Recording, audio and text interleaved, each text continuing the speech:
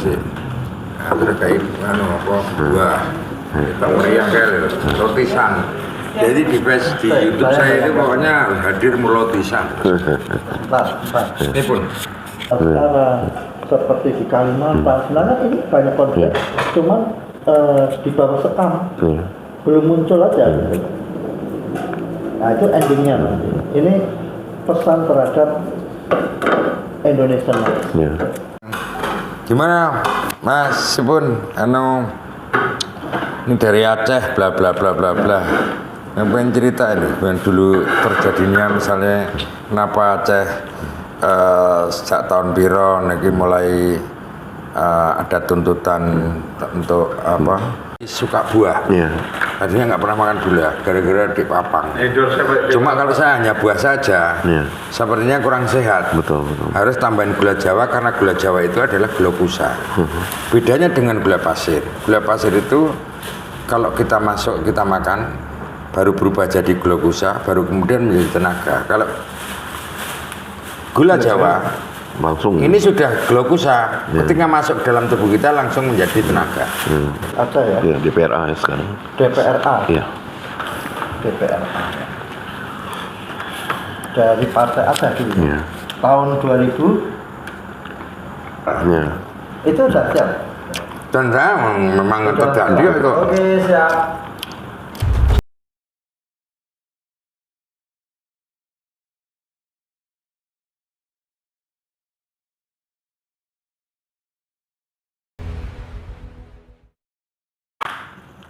Tetap sehat, penuh semangat, dan berbahaya. Assalamualaikum warahmatullahi wabarakatuh.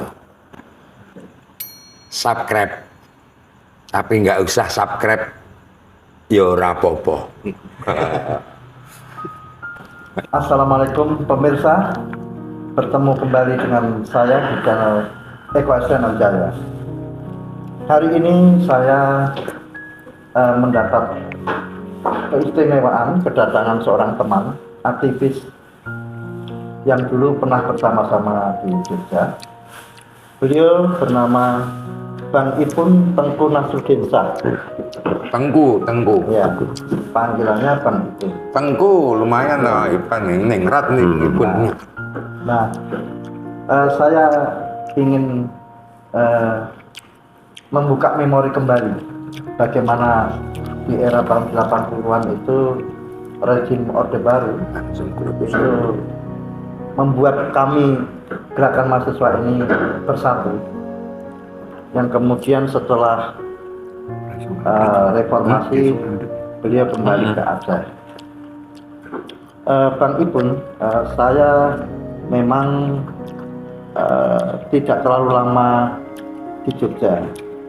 Nah, dulu Bang Ipun bersama-sama Mas Broto Seno dengan Bang Hoki lama sampai reformasi di Jogja.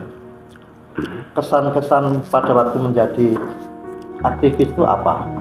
Era Orde Baru. Ya, kalau Ya ketangkap tentara. melihat rilis kembali perjalanan di era-era masa hebatnya Orde Baru, masa kuatnya rezim Orde Baru, maka ya tentu saja kita bisa melihat bahwa gerakan mahasiswa itu bisa hidup, bisa eksis. Ya tentu ada banyak latar belakang sejarah, latar belakang sosiologisnya, dan juga latar belakang filosofisnya. Jadi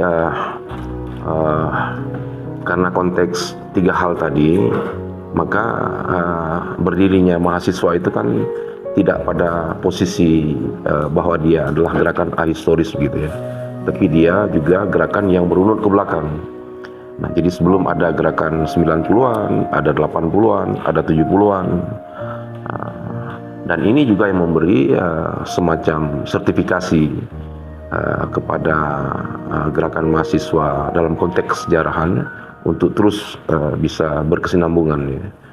Nah, sehingga dengan demikian apa yang sudah dirintis oleh kawan-kawan senior di masa yang lalu itu dengan mudah bisa disambung kembali.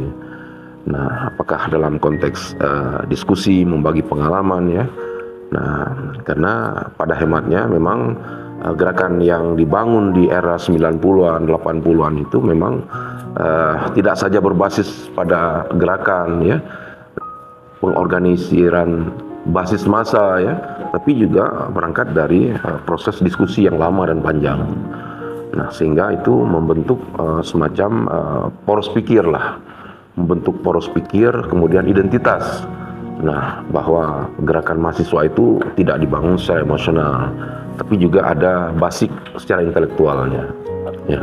Dan sustainable ya Bun ya. Jadi angkatan 66, kemudian 74, Ya. kemudian 78, kemudian 80-an sampai 90-an dan 98 itu sebenarnya itu tidak bisa dipisahkan ya. Betul, berarti ya. betul. Artinya antara angkatan 98 dengan 66 ini kan ini kan poros ideologi tadi Betul. atau apa itu namanya tadi. Poros intelektual, ada yang terbangun intelektualitas. Ya.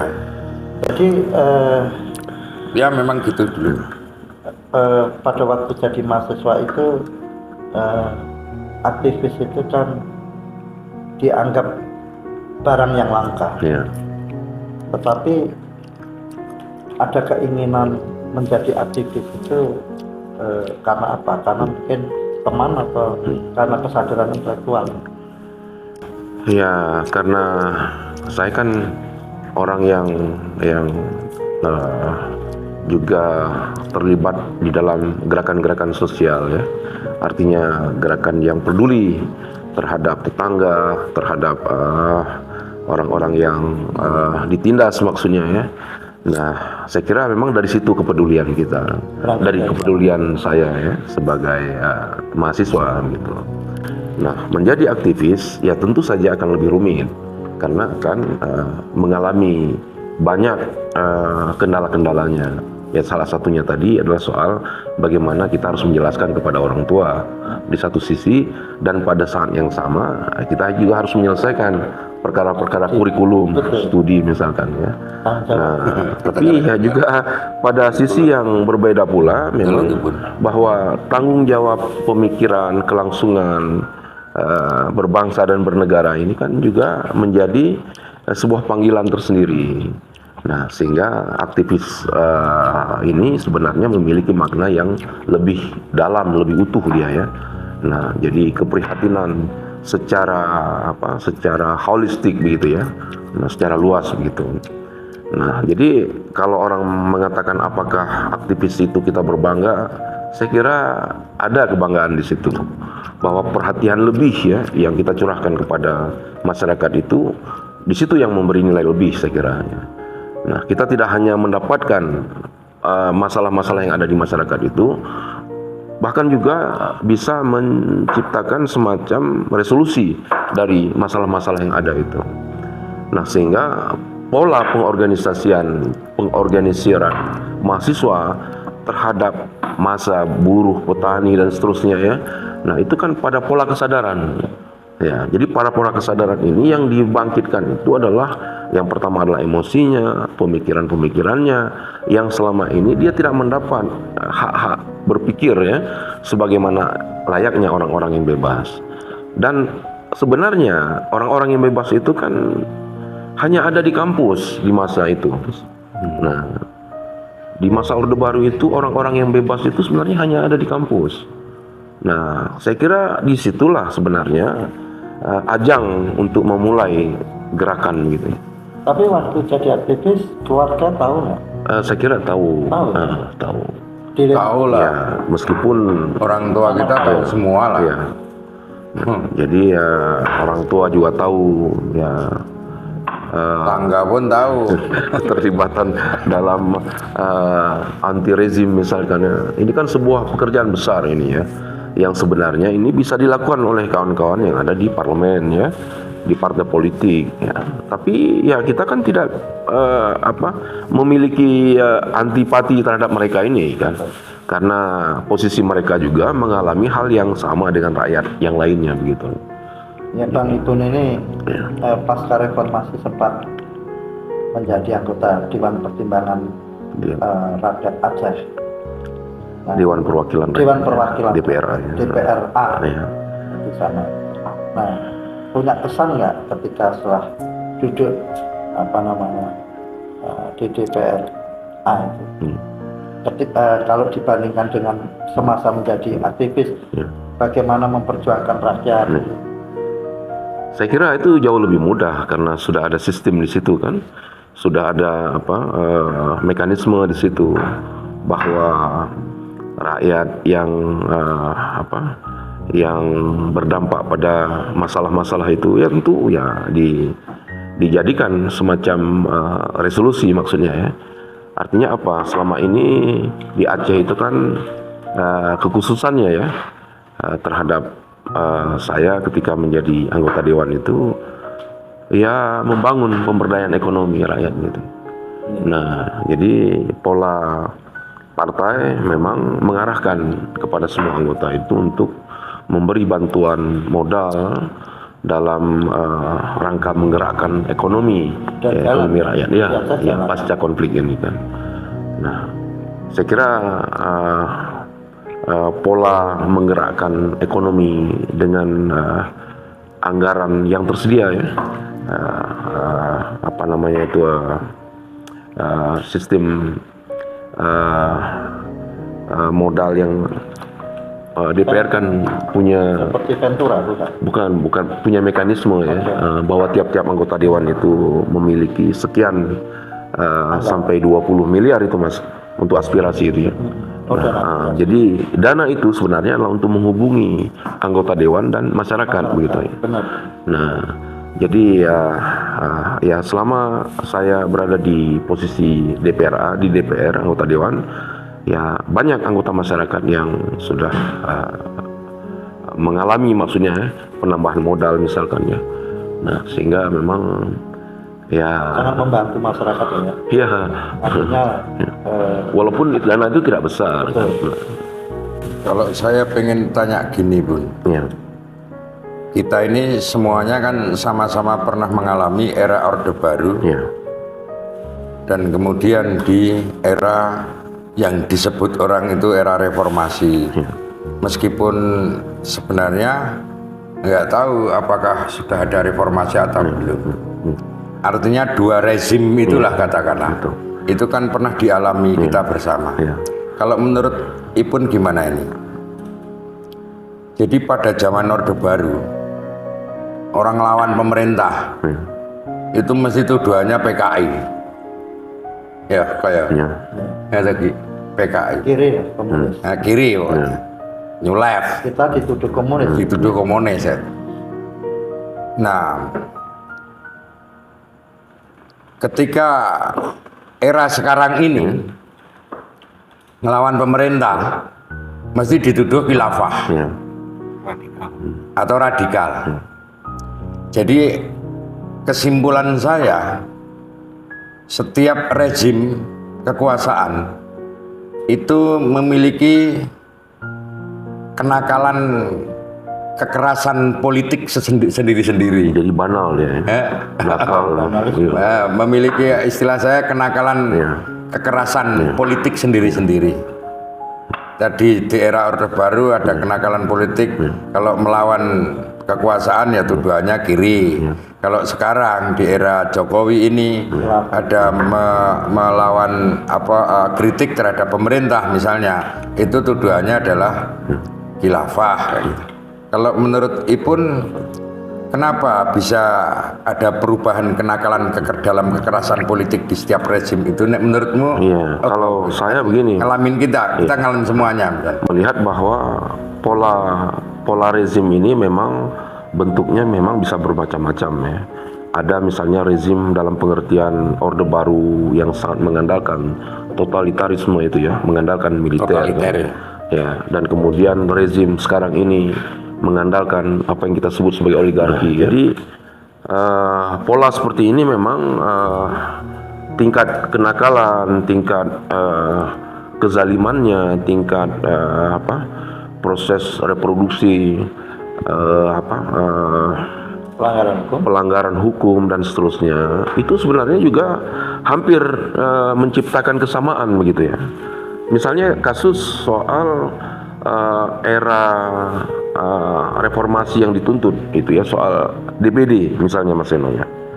Nah, DPD ini semacam tuntutan real dari reformasi ini, bahwa kita berharap akan ada bikameral itu ya, 2 kamar yang punya keseimbangan kuat di dalam mekanisme pengambilan keputusan.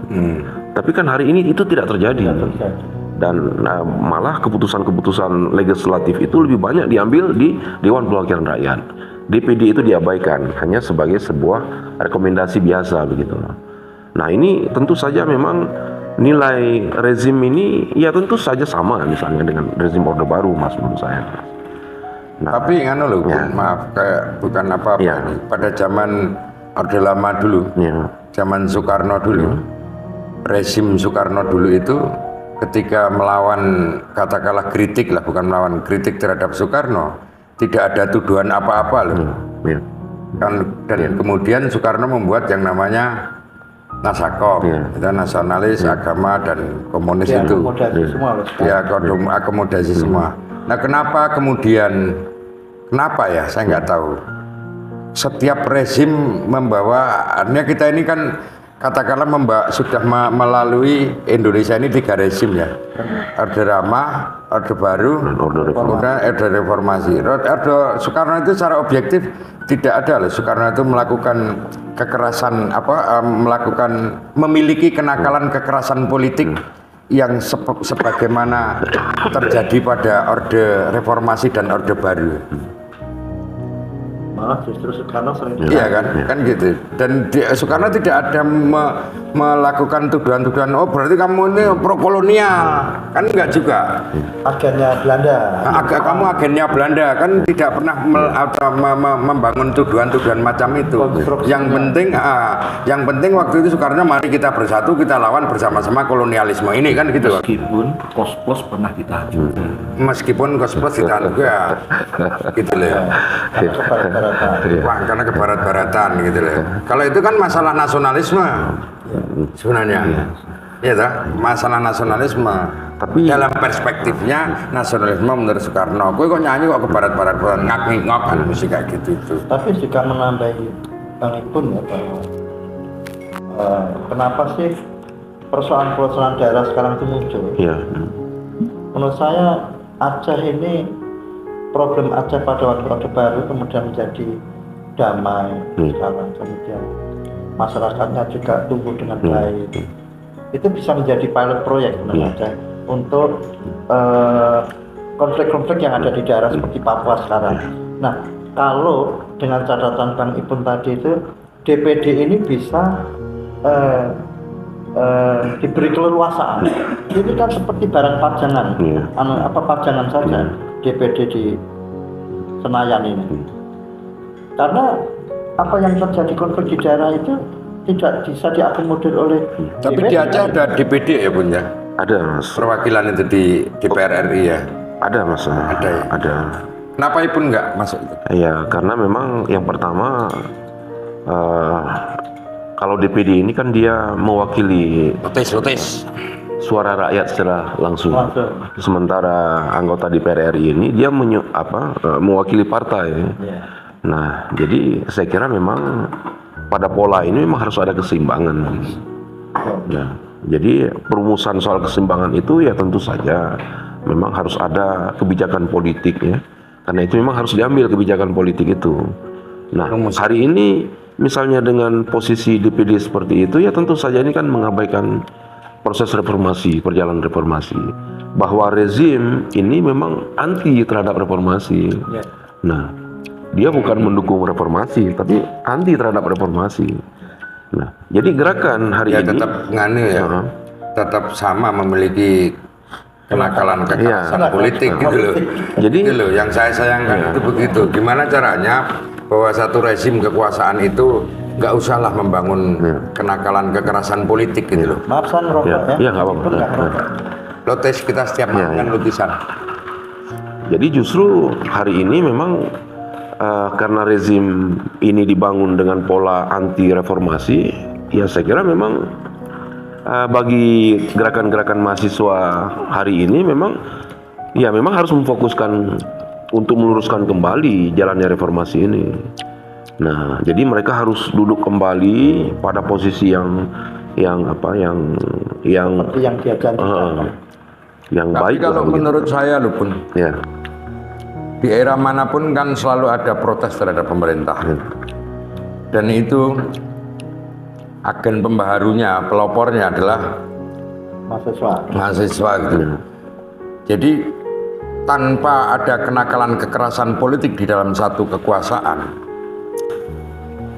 mungkin masa depan kita itu tidak ditangani atau tidak diurus oleh orang-orang yang sempat dengan berdarah-darah merasakan kenakalan kekerasan politik. Jadi ya malah biar saja, bisa jadi begitu. Ya seperti sekarang. Ya biar saja, mereka ini ada. Mahasiswa juga merasakan kenakalan kekerasan politik penguasa sekarang ini. Kalau menurut saya ya udah biasa saja, biar aja. Mereka sedang belajar mencintai bangsa negaranya. Itu siklus. Ya, dan mematangkan mereka. Ya memang gejala apatisme politik, ya itu kan terjadi begitu kan. Walaupun kita melihat banyaknya partai-partai politik yang tumbuh, ya kan. Tetapi sebenarnya, tapi sebenarnya itu kan hanya kuantitasnya saja ya. Hanya statistik demokrasi di Indonesia ini yang hidup. Tapi pada prinsipnya demokrasi ini kan tidak hidup di Indonesia ini. Nah, jadi jumlah partai ini memang bukan untuk menjadikan anak-anak bangsa ini terdidik ya, terbuka matanya, memahami tentang persoalan-persoalan kebangsaan ini. Tapi hari ini justru itu menutup. Ya. Politik sekarang ini menjadi sangat eksklusif, tertutup dia. Tersumbat. Ya, tertutup. Ngeri. Nah, dan kita melihat bagaimana misalnya studi kasus soal kerusuhan di Malang ya. Dan prihatin betul kita merasakan bahwa elit itu ya begitu tidak peduli terhadap konteks kerusuhan itu. Nah, apakah itu di luar politik? Bukan, itu di dalam politik. Nah, bahwa negara dan seluruh partai-partai politik itu adalah bagian dari sepak bola itu sendiri. Nah, jadi keprihatinan ya harus ditayangkan betul, itu harus dinampakkan betul.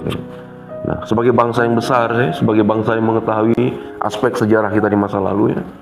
Nah, pengelolaannya jadi misalnya dengan mencari titik kelemahan, mencari unsur keuntungan ya, dari peristiwa-peristiwa yang menyesakkan itu kan kita anggap sebagai sebuah kebanalan tadi ya, banal, nakal begitu ya.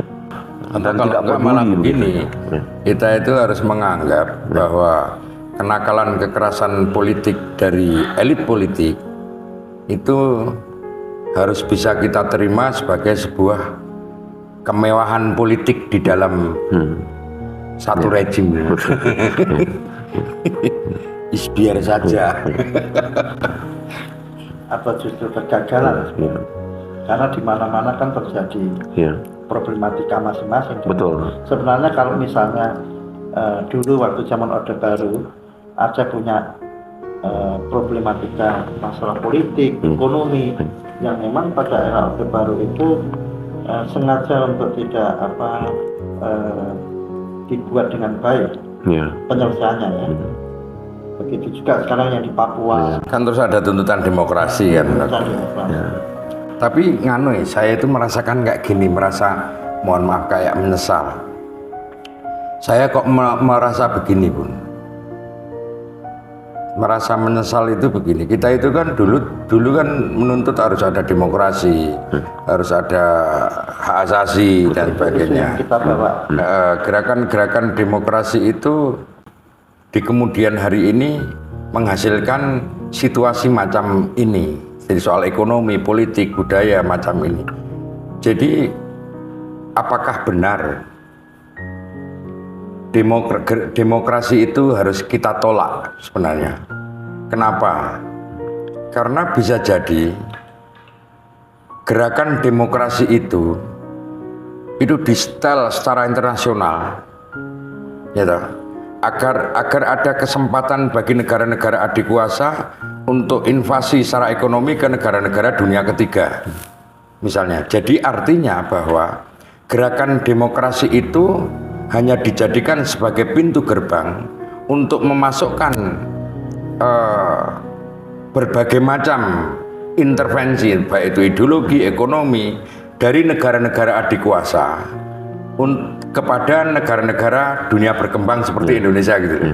Jadi misalnya begini, setelah ada misalnya di Soviet, setelah ada gerakan glasnost sama perestroika, maka kemudian gerakan ini, kejadian glasnost dan perestroika ini kan kemudian dijadikan sebagai payung hukum oleh 15 negara bagian tadi itu untuk berdiri sendiri-sendiri gitu loh.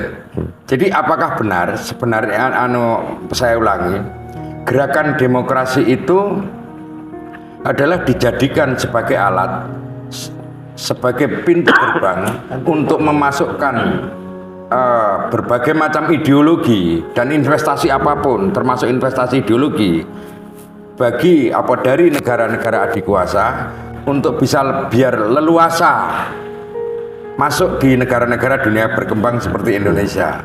Misalnya orang teriak komunis sekarang nggak masalah ini. Bahkan kan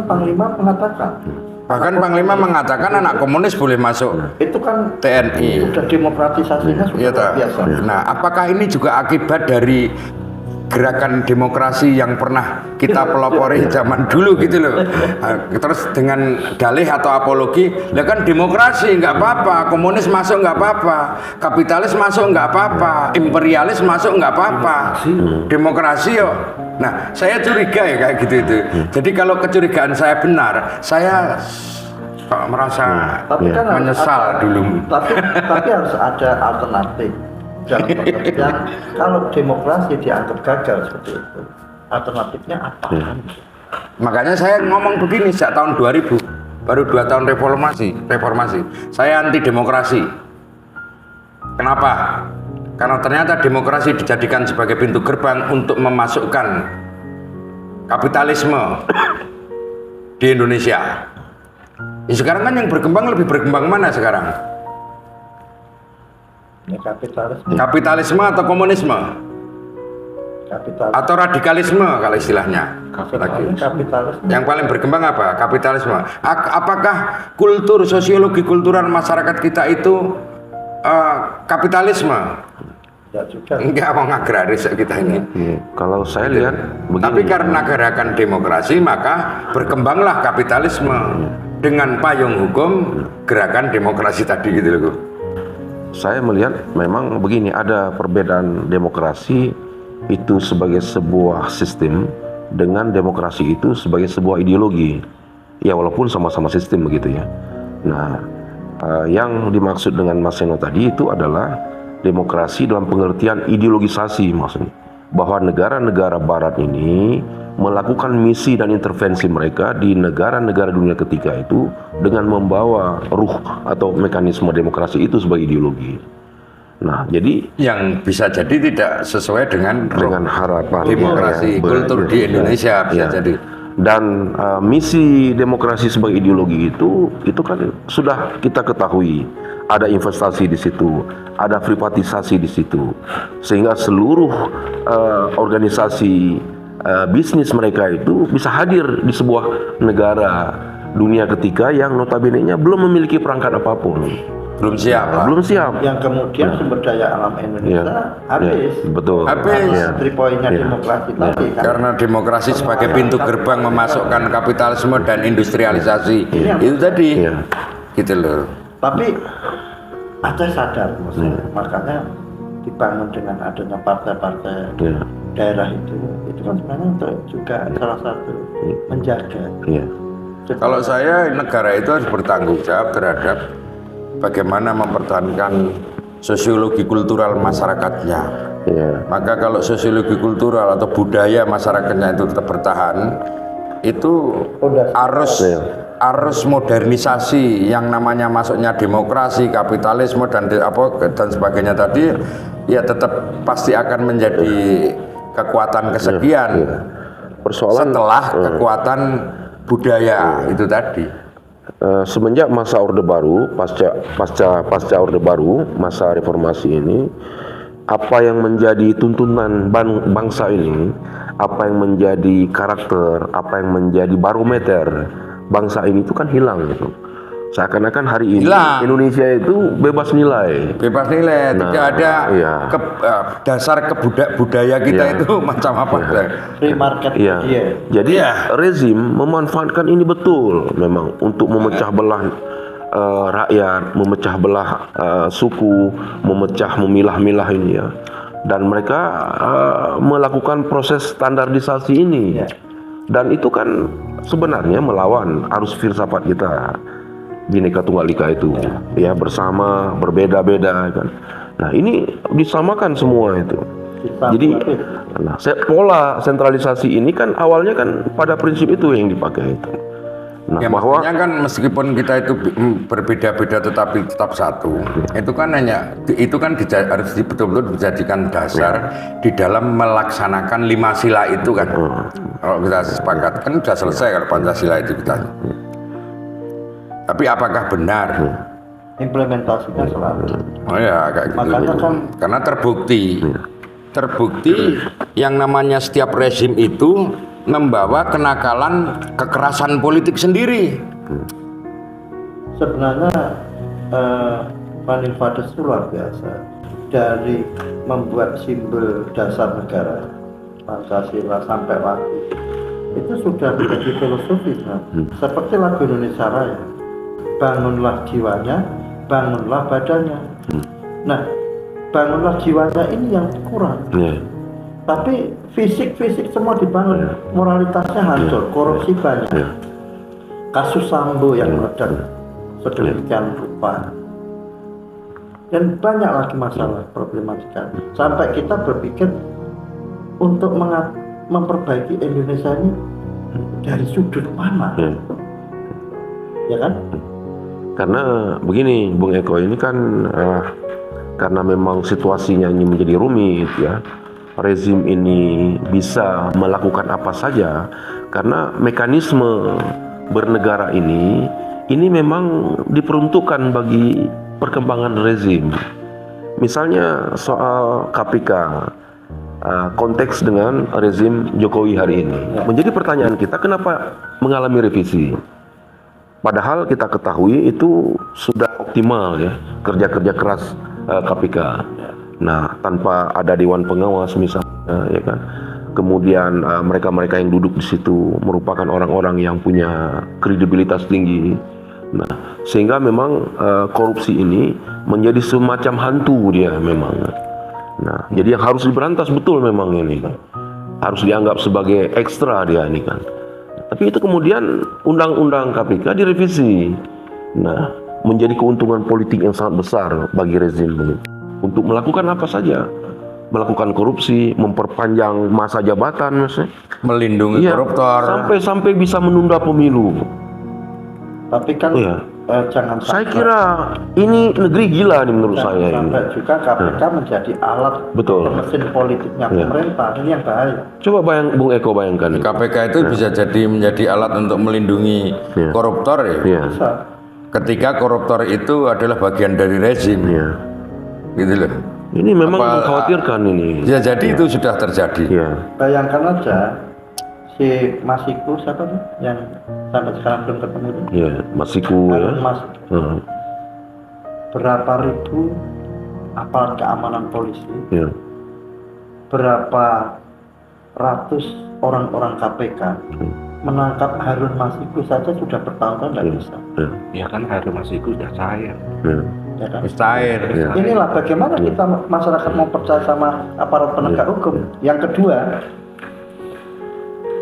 ini lembaga kepolisian ada dewan pengawas. Ya. Namanya apa itu? Pengawas kepolisian itu? Kompolnas atau Kompolnas. Ya. Kalau polisi ini sebenarnya sudah bagus jalannya, kan nggak perlu Kompolnas. Ya. Jadi di Indonesia ini seperti ada lembaga. Ya artinya kalau begitu sebenarnya nggak perlu KPK juga, ada polisi, KPK kalau ada kejaksaan, ada polisi ya. kejaksaan baik, Ya. hakimnya. Kalau bicaranya sudah ada kejaksaan, ada kepolisian, kemudian ada KPK. Terus sekarang yang mengawasi bahwa KPK itu berjalan dengan baik siapa? Bikin lagi. Dewan Pengawas KPK. Ya Dewan Pengawas KPK jaminannya apa? Mereka tidak korup. Ya. Malah jauh Buat lebih lagi. tinggi kan. Jadi ini di Indonesia ini kalau membuat lembaga Komisi Pemberantasan Korupsi. Jadi nanti ada lagi Komisi Pemberantasan Korupsi di KPK. Bikin aja misalnya kayak gitu, atau KPK Watch misalnya kayak gitu tuh. Dan nanti terus anu kabeh lah itu namanya itu. Kenapa tidak mengefektifkan lembaga yang sudah ada saja? Harusnya. Bukan berarti kita ini tidak setuju ada KPK loh. Iya. Artinya ketika KPK itu berjalannya juga tidak baik, ya dah, tidak baik, ya apa gunanya? membangun lembaga berkesinambungan. Buang anggaran. Jadi membangun Bukan lembaga itu anggaran, ya. tidak selesai. Dan kita bayangkan Tebel. bahwa dukungan orang terhadap revisi KPK itu nyaris hampir seluruh di Dewan Perwakilan Rakyat itu, Dan DPR RI. Setuju Karena untuk kepentingannya di sana. melakukan revisi itu. Setuju ya. Iya. Karena ada saya. Karena mungkin wis anu Ya. cair. Jadi memang ada keprihatinan mendalam terhadap pertumbuhan negara ini. Jadi sendi-sendi filosofis, sejarahnya ini dibuang ya, ditafsirkan ulang kembali, dibuat sejarah baru ya, sehingga generasi yang hidup hari ini itu memang tidak tahu tentang apa yang terjadi di masa lalu itu. Ini keprihatinan yang luar biasa betul yang dialami oleh kita semua begitu ya. Ya apa bedanya kerja kepolisian sama kejaksaan sama KPK? Ya. Ya semuanya sama. Kalau sama kenapa harus ada KPK misalnya? Ya. Kan wis kejaksaan sama polisian aja selesai. Awalnya kan Dan tidak perlu ada kompromi. awalnya kan gini. Hah? Buat Iya. KPK itu karena kan Nggak perlu ada Kompolnas. kepolisian dan kejaksaan nggak efektif. Dan dibikin KPK. Kenapa tidak meningkatkan efektivitasnya saja dari lembaga yang sudah ada? Ini lagi ya. Dan sampai berapa ratus tahun lagi lembaga-lembaga ini akan seperti itu. Iya. Siapa yang menjamin kalau KPK ini orang-orangnya oknum dalam itu betul-betul bisa menjadi malaikat kejujuran? Siapa yang menjamin? Indonesia ini casingnya bagus. Softwarenya yang error. Bisa jadi orang-orang KPK itu, oknum-oknum KPK itu keliling ke bupati-bupati, wali kota atau gubernur ya toh, mintain malakin satu persatu. Udah lama nanti, tapi ini kita minta nih 100 juta kamu misalnya kayak gitu tuh. Ya aman. Ya, padahal bupati itu sebenarnya juga nggak punya salah. Karena dengan lembaga itu justru menakut-nakuti kan gitu. Iya gitu, bisa jadi kan gitu, bisa jadi untuk cari duit seperti itu loh KPK itu. Seperti Sambo. Oleh oknum-oknum PKPK sendiri. Polisinya polisi kan Sambo. Ya, propam ya. Ya. Polisi yang nggak salah pun, Ya. Kapolda yang nggak salah bisa didatangi kan. Ya. Kita ketakutin. Ya. Hari ini kan posisi rakyat itu kan sebagai orang yang tertindas. Padahal rakyat ini di dalam sistem demokrasi itu adalah pemilik negara. Iya. Negara. Nah, konstitusi Amerika itu, maaf ya kita sebutkan lagi, itu menyebutkan di artikel 9 itu bahwa rakyat, masyarakat itu bisa membubarkan negara itu apabila mereka melihat bahwa negara itu sudah tidak menguntungkan lagi. Ini radikalisme yang terjadi di konstitusi Amerika ini, Mas. Nah, Kalau kita ngomong gitu Iya. nanti dibilang subversif. Iya. Tidak Pancasila. Khilafah. ya. Jadi Martin Luther King ini habis-habisan mengkutip itu, Mas. Khilafah. Padahal yang melakukan itu Hoki, Iya. Kristen, Kristen apa Katolik? Tapi Orde Baru, Ya. kita ini dituduh ekstrem kiri. Ya. Iya. Tapi sekarang Khilafah. kita Iya. ekstrem kanan. Jadi ketika satu malam itu kejadian di CC kita itu, Mas, itu digerebek oleh satuan kepolisian, tentara yang waktu itu Pulang dari Kaliurang itu. Forkopimda. Iya. Iya. Nah, ada satu pertanyaan yang paling singkat waktu itu. Apa makna CC itu?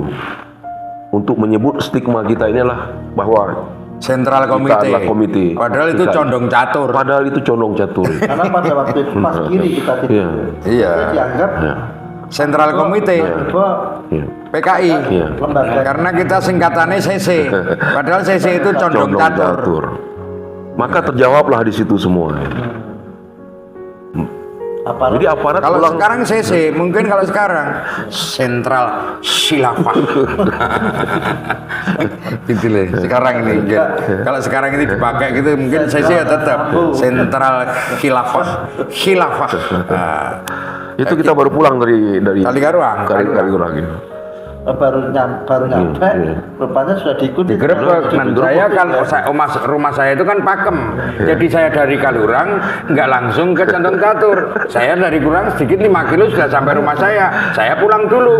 Selamatlah saya. Nggak Jadi kami ketangkap. di sana memang. Digerebek satu truk Iya, itu. satu truk. ada ya ini. Iya. Kapolwilnya Pak Anwari. Betul. Ada Wiwil di situ kan. Tentara waktu Di itu. situ lagi tragedi. Polisi apa tentara? Polisi atau tentara yang dapat waktu itu? Gabungan. Gabungan. Iya. Karena Pak ini namanya apa, Mak? Pak rekan baiknya Pak Lurah. Lurah apa, Mas? Tanam Catur. Catur itu enggak? Adiknya Presiden Soeharto itu. Oh, Pak. yang sektor itu. Oh iya, iya. Orang Aceh ini. Ada peristiwa wartawan meninggal di Udin. Udin apa sahabat Iya. di Bantul. Sabuknya Atong ikut dirampas. Iya. Karena kan Atong nggak suka. Sama lah berarti. Apa pada waktu penggerebekan? Iya. Saya ada di situ. tempat, ya? Di tempat. Jadi dia sekali tanya, lagi, jadi setiap rezim kekuasaan itu memiliki kenakalan kekerasan politik sendiri-sendiri. Tuduhannya kekerasan politik itu selalu lahir dari bawah, dari rakyat. Padahal enggak. Kekerasan politik di negara manapun itu selalu terjadi atas perubahan sistem yang dibuat oleh elit politik. Tapi Bang Ipun dulu kan, Bang Ipun itu aktivis mengorganisir kampus lah dengan teman-teman. Kan pasti mengalami kesulitan kan? Karena tidak semua orang bisa berpikir kritis kayak Bang Ipun kan? Nah itu gimana itu waktu itu? Ya, ini kan Menjelaskan bahwa Jadi kalau Ipun itu kan masyarakat Aceh, masyarakat itu sudah kulturnya itu ngelawan karena udah memang antara daerah dan pusat itu sudah tidak baik. Nah kultur itu dibawa dia jadi mahasiswa, ya udah ini adanya gitu Orde Baru ya kita lawan saja. Mungkin gitulah. resisten kan? Resisten begitu. Iya kayak gitu Nah, lah Ipun. jadi bukan lagi pertimbangan psikologis. Ipun itu orang baik aja dilawan. Kacau. Ya itu Ipun. Jadi tidak lagi pertimbangan apa sosiologi apa kan psikologis kan. ya bayangkan sudah ya hampir membutuhkan waktu sekitar 12 sampai 15 tahun ya Ya. sampai rezim Orde Baru. Kita tunggu sampai Setelah reformasi, ya, iya. tanya saya pun, kenapa Ipun kok punya pikiran? Terus waktu itu kamu melakukan datang ke kedutaan Finland, ya, terus kamu kemudian minta suaka ke Finland. Apa kayak pun kayak gue? Ini reko-reko, saya dari Jogja. berita nggak masuk kan di sekolah? Masuk dong waktu itu. Masuk ya? Besar. Masuk bahwa Ipun itu nganu minta suaka. Ya, minta suaka ke Finland. Dia ini kepengin jadi warga negara Finland. Ngopo kok? Pertanyaan saya ngopo milih Finland? Dan kenapa kamu mau minta suaka gitu loh? Bu? Akhirnya kau selamatkan itu tetap menjadi warga negara Indonesia. Ini sendirian atau dengan teman-teman waktu mau Sendiri. Sendiri ya, sendiri. minta suaka? Sendiri, demo sendiri. Tempat ditemuin dubes ya? Ada dubes Indonesia, dubes ini kan. Dia merangkap duta besar Timor Leste kan. Siapa ya waktu itu lupa? Saya lupa itu, gemuk orangnya itu. Persoalan yang ada ya? Ya. Asu. Yang luar biasa. Tapi ya saya hormatlah dengan perjuangan saya Aceh, warga Aceh yang kemudian bersama-sama lah Nih. menciptakan perdamaian, kondusif, dan ini menjadi contoh buat saya. Yang mana Papua sekarang juga sedang bergulat seperti itu. Harusnya pendekatannya bisa Iya. mengadopsi Aceh. Karena memang konflik yang pertama ini kan rumusan konflik ini kan terbangun oleh sebuah kemiskinan yang akut gitu ya. Nah, jadi ketika kemiskinan yang akut ini berkembang menjadi sebuah ideologi gerakan, maka dia pasti didukung oleh begitu banyak basis massa itu. Nah, jadi kalau ditanya kenapa gerakan Aceh Merdeka itu sangat populer, ya karena proses Didukung ya. ya, proses kemiskinan yang luar biasa di perkampungan kan. Terjadinya ketidakseimbangan keadilan. Ini salah satunya Bang Ipun tadi mau ke Finlandia itu ya. Sudah melihat masyarakat itu sudah tidak kuat lah ya. Ya. Sebenarnya maksud dan tujuan saya itu supaya ada negara yang mau mensponsori, Mas. Mensponsori semacam mediasi ataupun mediator begitu ya. Nah, dengan proses konflik yang terus Tujuannya gitu ya. berkembang begitu. Dan kita kan khawatir efek yang kemudian muncul dari perang ataupun konflik ini adalah generasi anak-anak kecil ya. Nah, itu yang saya maksud bahwa ya harus ada mediasi itu. Ya.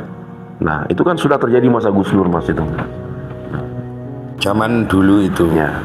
Tadi kan kita diskusikan bahwa rezim Orde Baru itu kalau ada yang kritik mesti rezim ini menuduh pengkritik itu sebagai komunis, PKI, Betul.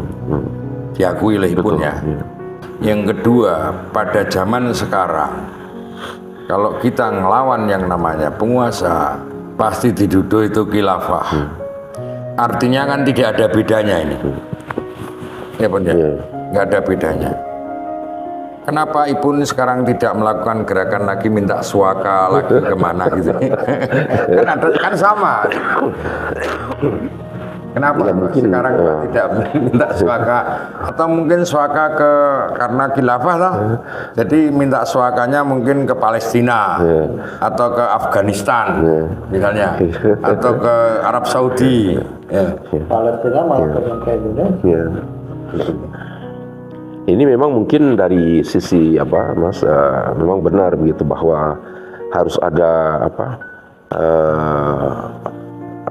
resistensi baru ya terhadap rezim sekarang ini. Hanya saja bahwa Resistensi baru gimana Mas? Perlawanan baru gitu Mas terhadap rezim ini. Nah, itulah sebabnya saya di dalam media, perlawanan dengan pola yang baru atau maksudnya? Iya, perlawanan dengan yang baru. Saya menyebut Jokowi ini sebagai rezim begitu. Dalam setiap media sosial yang saya kirim itu.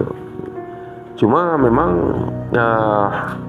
memberi penyadaran bahwa mendefinisikan Jokowi ini sebagai rezim ini kan tidak mudah ini Mas. Di tengah-tengah penganut Jokowi yang luar biasa besar begitu kan.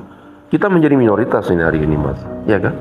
Nah, kita menuduh bahwa Jokowi hari ini bukan lagi sebagai presiden, tapi dia sebagai rezim yang sangat kuat dan dia ingin terus berkuasa untuk masa-masa yang akan datang.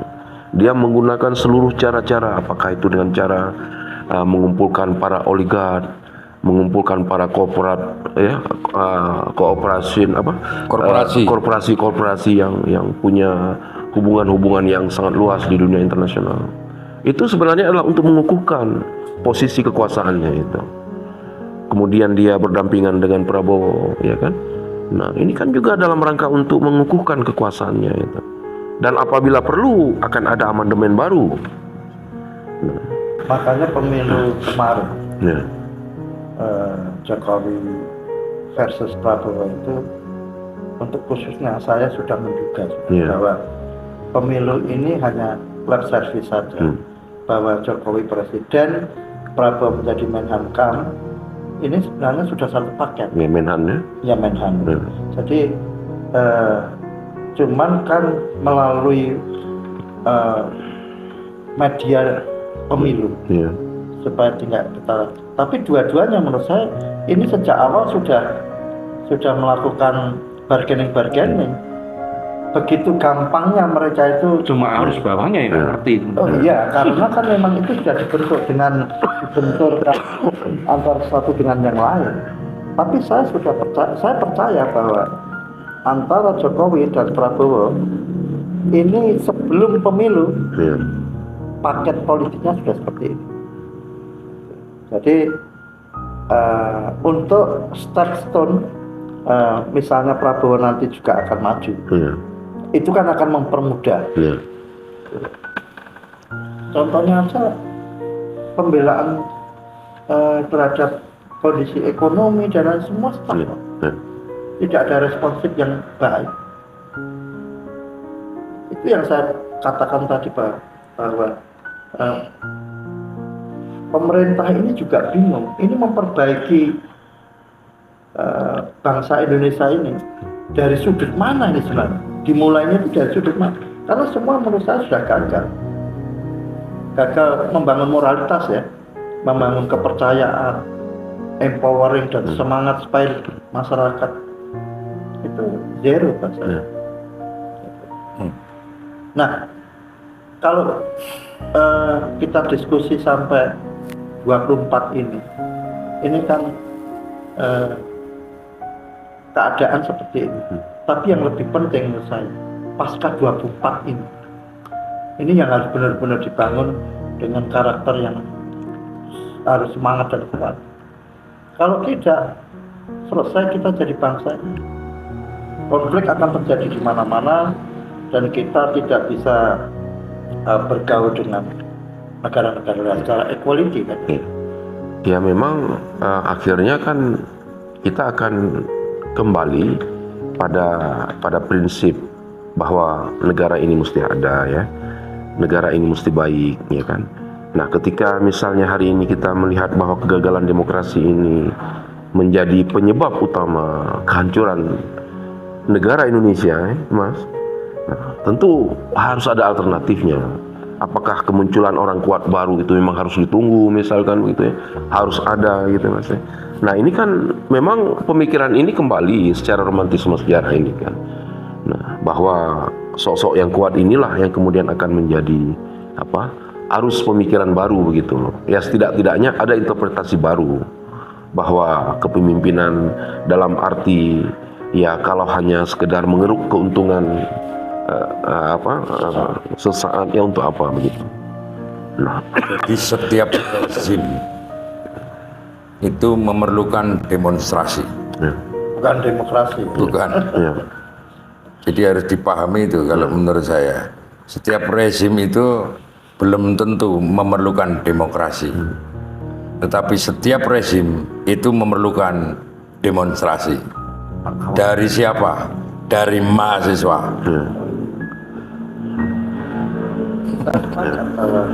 Mahasiswa itu abadi. Sebagai penyeimbang. dan hari ini kan kita secara sadar maupun tidak bahwa kasus BBM ini secara tanpa kita sadari ataupun secara kita sadari itu sudah menyatukan mahasiswa ya, menjadi sebuah gerak baru. Nah masalahnya hari ini adalah bagaimana kita menjaga itu.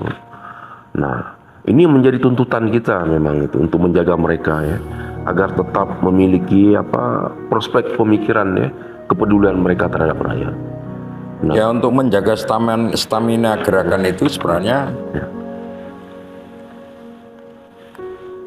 ya ketika rezim ini semakin represif, maka stamina gerakan massa itu semakin kuat. Harus dijadikan gitu. Ya. Saya kira sementara itu ya, pemikiran-pemikiran Bang Ibun bisa kita diskusikan malam ini. Next time kita bisa bertemu kembali, dan salam untuk saudara-saudara kita Aceh menjaga perdamaian bersama dan menjadi contoh perdamaian untuk daerah-daerah lain. ya. Sekian pemirsa dari kami, selamat berjumpa kembali di lain kesempatan. Tetap sehat, Eko S. Dananjaya. sampai jumpa. Tetap sehat, penuh semangat, dan berbahaya. Wassalamualaikum warahmatullahi wabarakatuh.